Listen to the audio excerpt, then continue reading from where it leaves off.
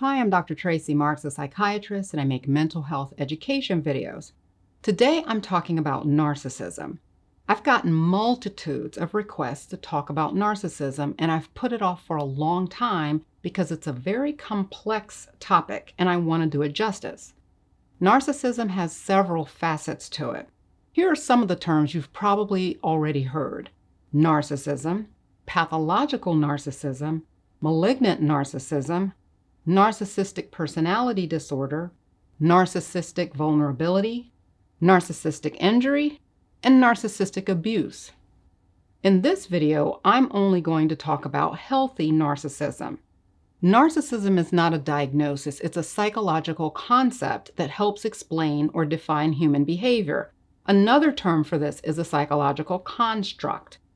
Narcissism is defined as love of the self. The name comes from the Greek mythological character Narcissus. Narcissus was a handsome hunter who fell in love with himself and eventually with his reflection in a pool of water.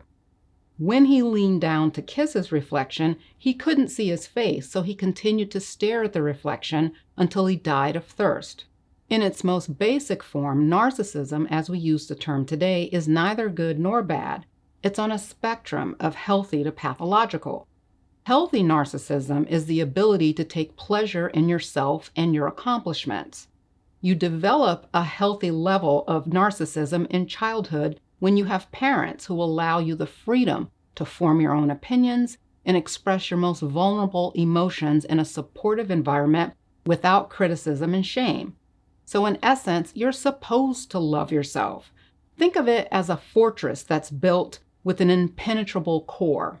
Your outside is made of material that can be damaged, but only on a superficial level. So for example, if you have a strong core of self-love and joy, you can sit in a job that you hate and take the arrows that are thrown at you. The arrows may damage you superficially, like making you unhappy at work, but you can withstand it because you still have your core that allows you to feel satisfaction with life from the inside. So when you leave your job at the end of the day, you have the capacity to move on to something else that makes you happy and restores your damaged outer covering. And this doesn't have to be something huge like running a nonprofit in your spare time. This could be as basic as going home and binge watching a show on Netflix to unwind. It's doing something that makes you feel good and rejuvenates you. Pathological narcissism moves down the continuum in the direction of overinflating your self-worth and doing things that are exclusively for your self-gratification and often to the detriment of others. For some people, this can look like the need to take from people to feel a gain. You tear people down to feel built up. Someone else's win is experienced as a loss for you. Have you seen this before? Here's an example. You can have a friend who seems to be pretty content where she is in life and really isn't complaining about much.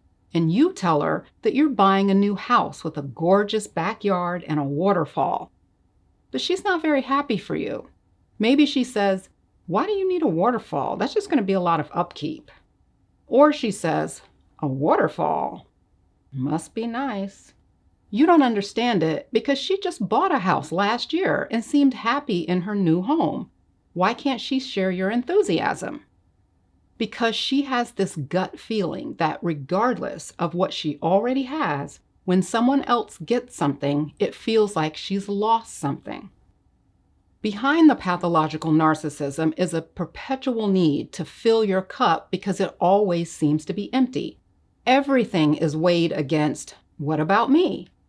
The person with a healthy level of narcissism can hear your news and think, "Wow, a waterfall. When do I get to see it?" In this case, because your cup feels full, you don't see your friend's accomplishments as threatening. Here's another example that illustrates some of these points. A few months ago, I published a post on my community tab about how I received my YouTube Silver Play button.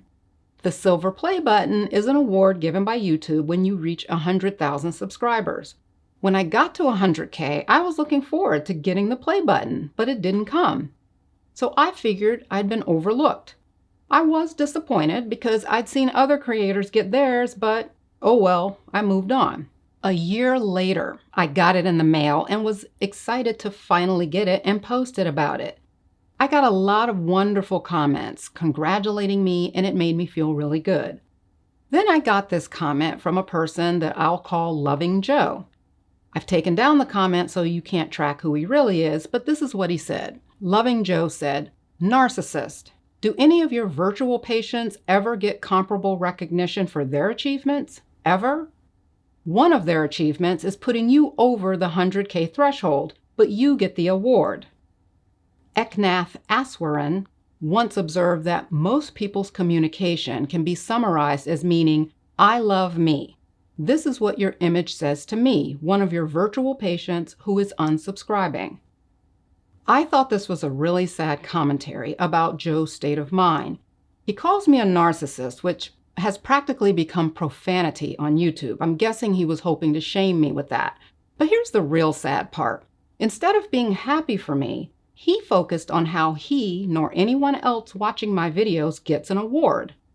It's like the house example. Loving Joe probably is not sitting around watching YouTube videos every day, seething with anger because he's not getting an award for watching. It's not until I say, "Look what I have," that he says, "How dare you be happy when I haven't gotten what I deserve?" Now let's look at this from a different perspective. Let's say I were in a relationship with Loving Joe, and I say to him, "Look what I have," and he accuses me of being self-absorbed.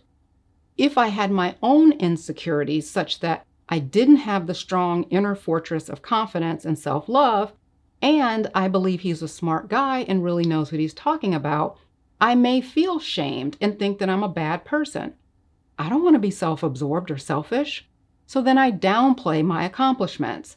And depending on how broken I really am in this department, I can go even further and not let myself achieve very much because I don't want to grapple with self-pride and other emotions that self-absorbed people have. If my parents made me feel this way, I may believe that I don't deserve good things. Then I could have a decent relationship with Loving Joe because he would never have to worry about me outshining his accomplishments because I either wouldn't work for them, sabotage them, or not speak about them. So this is where healthy narcissism becomes essential. You may have had early experiences that chipped away at your fortress. You may be wounded in this area of self-love. If you don't love yourself enough, you become vulnerable to being in or creating unhealthy relationships. There's not one thing that causes pathological narcissism, but it can stem from someone who is so starved for validation and affirmation that they work to get their needs met at all costs. But their needs are never satisfied.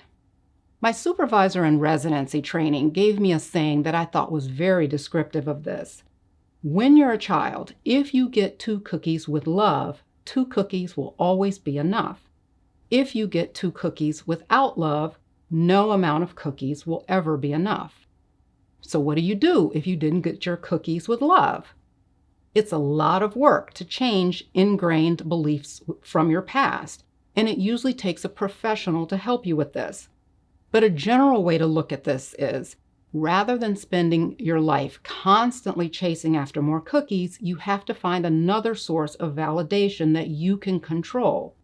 Some may find it by embracing their faith. For others, it may be a long road of building confidence through progressively significant accomplishments. Some people can find healing through meeting the needs of others. Whatever works for you, the idea is that you lose the pattern of trying to feed an insatiable appetite for validation and accept a new positive image of yourself that you help create. In a future video, I'll break down the other terms that I mentioned earlier: pathological narcissism, malignant narcissism, and narcissistic personality disorder. Thanks for watching. See you next time.